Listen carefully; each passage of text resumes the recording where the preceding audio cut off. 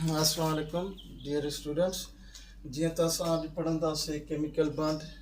त chemical bond छा आहे, कंपाउंड में कीअं आहे, मालिक्यूल्स में कीअं आहे, या उन खां अलावा कहिड़ा एलिमेंट्स आहिनि त आयनिक बॉन्ड ठाहिनि था, कहिड़ा कोवलेंट बॉन्ड ठाहिनि था, कहिड़े ग्रुप जा एलिमेंट्स कोऑर्डिनेट ठाहींदा।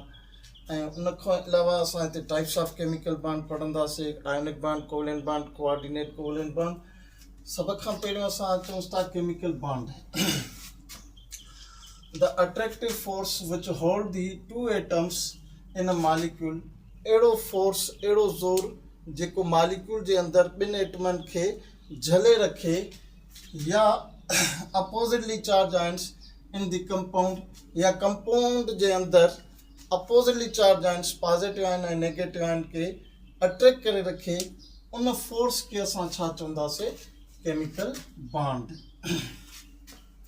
मिसाल तौर हाइड्रोजन आहे, हाइड्रोजन जो एटॉमिक नंबर 1 आहे, माना इन में हिकिड़ो प्रोटॉन, न्यूक्लियस में हिकिड़ो इलेक्ट्रॉन, ॿियो हाइड्रोजन आहे, हिकिड़ो प्रोटॉन हिकिड़ो इलेक्ट्रॉन। हाणे इन खे शेल कंप्लीट करण जे लाइ हिकु खपे, हिन खे बि हिकु खपे, म्यूचुअल शेयरिंग कंदा। हीअ हाइड्रोजन जो, हे जेको आहे सो इलेक्ट्रॉन हाइड्रोजन जो, हे हिन इलेक्ट्रॉन जो, हिन हाइड्रोजन जो इलेक्ट्रॉन। इन इते माना इहो अट्रैक्टिव फोर्स, इहो इलेक्ट्रॉन शेयरिंग करण इहा मजबूरी हुई हिननि जी, छो जो हिन जो बि शेल इनकम्प्लीट हुयो, हिन जो बि इनकम्प्लीट हुयो। इन फोर्स जे करे इहे ॿई पाण में वेझा थिया, गॾु थिया। इन फोर्स जेको मॉलिक्यूल जे अंदरि एटम्स खे झले रखे, इन खे छा चवंदासीं, केमिकल बॉन्ड।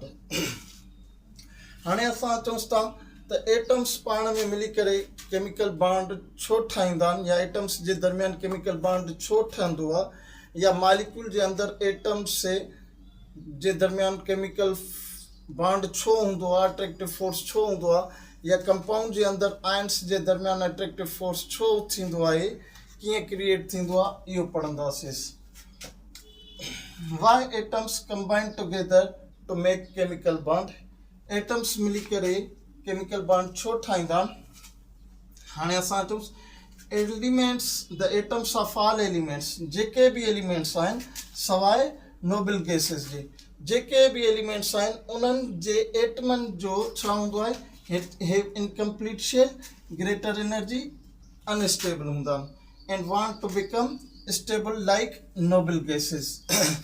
नोबल गैसेस खां अलावा, इनर्ट गैसेस खां अलावा, एर्थे ग्रुप खां अलावा, इहो हिकिड़ो ई आहे, एर्थे ग्रुप के नोबल गैसेस बि चवंदा आहियूं, ज़ीरो ग्रुप एलिमेंट्स बि चवंदा आहियूं, ऐं इनर्ट गैसेस बि चवंदा आहियूं। इन्हनि खां अलावा बाक़ी जेके बि पीरियोडिक टेबल में एलिमेंट्स आहिनि, उन्हनि जो शेल छा हूंदो आहे, इनकम्प्लीट हूंदो आहे, एनर्जी छा हूंदी आहे, हाई हूंदी आहे, ऐं उहे छा हूंदा आहिनि, अनस्टेबल हूंदा आहिनि।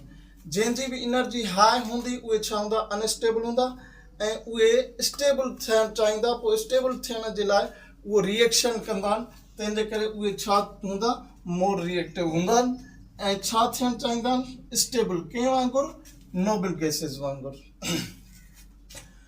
टू गेट स्टेबिलिटी, स्टेबिलिटी हासिल करनि था, to get inert gas configuration, या चऊं त नोबल गैस इनर्ट गैसेस वांगुरु इलेक्ट्रॉनिक कॉन्फ़िगरेशन करणु चाहींदा आहिनि।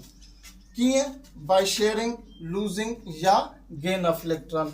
उहे स्टेबिलिटी कीअं हासिल कंदा, या त उहे एलिमेंट्स शेयर कंदा इलेक्ट्रॉन्स, या उहे लॉस कंदा, या उहे गेन कंदा। जंहिंजे एटम्स जे दरमियान इलेक्ट्रोनेगेटिविटी जो डिफरेंस एॾो न हूंदो, उहे शेयरिंग कंदा। जंहिंजी इलेक्ट्रोनेगेटिविटी माना इलेक्ट्रॉन छिकण जी सलाहियत, इलेक्ट्रॉन अट्रैक्ट करण जी सलाहियत उहा घटि हूंदी आहे, त उहे लॉस कंदा।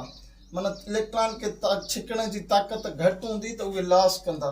ऐं जंहिंजी इलेक्ट्रोनेगेटिविटी वधीक हूंदी आहे, माना इलेक्ट्रॉन गेन करण जी सलाहियत वधीक हूंदी आहे, उहे छा कंदा, इलेक्ट्रॉन्स गेन करे पंहिंजो ऑक्टेट कंप्लीट कंदा आहिनि। मिसाल तौर फॉर्मेशन ऑफ हाइड्रोजन गैस।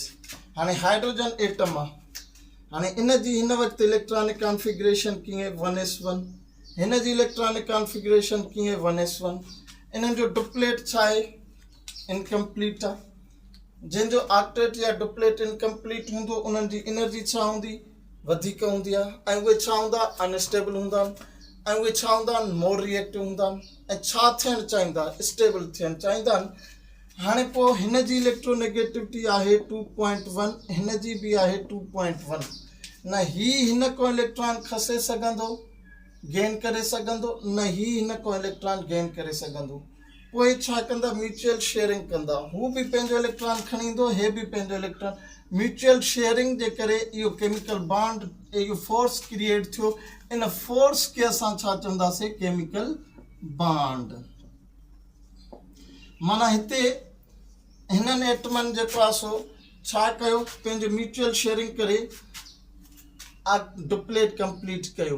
हाणे म्यूचुअल शेयरिंग करे हिननि डुप्लेट कंप्लीट थियो, त हिननि जो शेल हाणे हिते छा थियो, मालिक्यूल जे अंदरि एटम्स पंहिंजो शेल छा कयो, कंप्लीट कयो। कीअं त हे जेको शेयर्ड थियल आहिनि इलेक्ट्रॉन, ॿिनि हिननि खे चवंदासीं शेयर्ड पेयर ऑफ इलेक्ट्रॉन।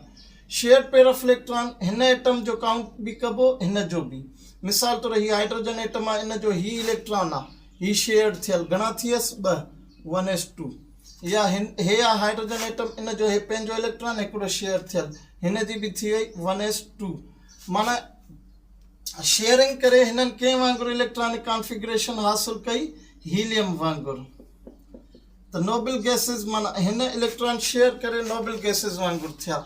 त इहा कंडीशन आहे, इहो सबबु आहे त ही जेके बि एटम्स आहिनि, एलिमेंट जा जेके बि एलिमेंट जा एटम्स आहिनि सवाइ नोबल गैसेस जे, उन्हनि जो शेल ऑक्टेट डुप्लेट इनकम्प्लीट हूंदो आहे, एनर्जी हाई हूंदी आहे, ऐं हाई हुजण जे करे उहे अनस्टेबल हूंदा आहिनि ऐं छा थियणु चाहींदा आहिनि, स्टेबल। कंहिं वांगुरु, to get stability, to get inert gas configuration, noble gases वांगुरु इनर्ट गैस कॉन्फ़िगरेशन हासिल कंदा।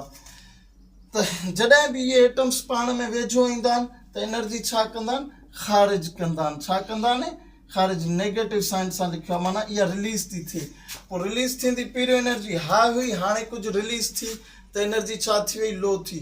जंहिंजी एनर्जी लो हूंदी आहे उहे छा हूंदा आहिनि, असांजा स्टेबल हूंदा आहिनि, ऐं उन खां अलावा उहे छा हूंदा आहिनि, लेस रिएक्टिव। हाणे ही एटम्स आहिनि, इन्हनि जो डुप्लेट इनकम्प्लीट, मतिलबु शेल इनकम्प्लीट, ऐं एनर्जी हायर, ऐं उहे more reactive, unstable more reactive. ही एटम्स पाण में मिली करे छा ठाहियो, मालिक्यूल ठाहियो। मालिक्यूल ठाहिण दौरान एनर्जी रिलीज़ कयूं ऐं शेल कंप्लीट कयूं, एनर्जी रिलीज़ कयूं, ऐं उहे छा थिया, स्टेबल थिया ऐं लेस रिएक्टिव थिया। नेक्स्ट टॉपिक में असां तव्हांखे इहो सम्झाईंदासीं त कहिड़ा कोवलेंट बॉन्ड छा आहे, आयोनिक बॉन्ड छा आहे। Thank U.